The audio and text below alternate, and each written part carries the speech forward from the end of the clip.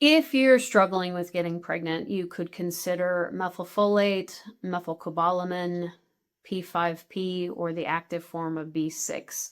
Another thing that surprisingly is very interesting booster of fertility. Now, I've not heard of it here in the United States, but in Ireland and some other places in the world, fertility clinic, they specialize in something called low-dose naltrexone.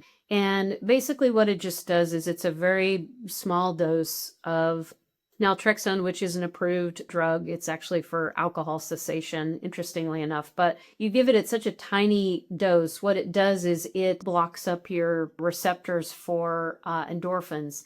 And so then it makes your body kind of go, whoa, I'm not getting enough endorphins here. And then your body makes a bunch more endorphins. It's supposed to be really good for the immune system and really good for folks who have chronic pain. Some of these different things, it's basically just a way to kind of boost endorphins. And that can be a big thing for, they found, fertility.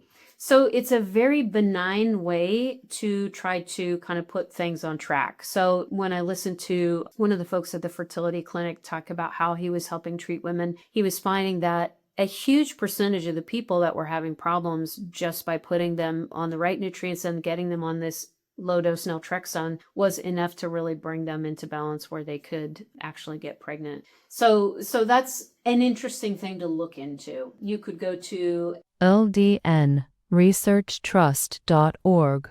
because it's a nonprofit organization, and it's something that you would have a compounding pharmacist create for you. So you go and you probably have to pay for it because, again, naltrexone comes in like 250 to 500 milligrams. And I mean, they're talking about like 4.5 milligrams. It's a really small amount. So that's where I would start personally, because if you can solve fertility there, you're talking about a couple to a few months, and you're also talking about low cost. Obviously, things like stress and work and all these other parts of our environment play into fertility and things, but that's a really easy starting place to consider that you can kind of do yourself without having to go down a very big, very expensive, IVF or other types of routes potentially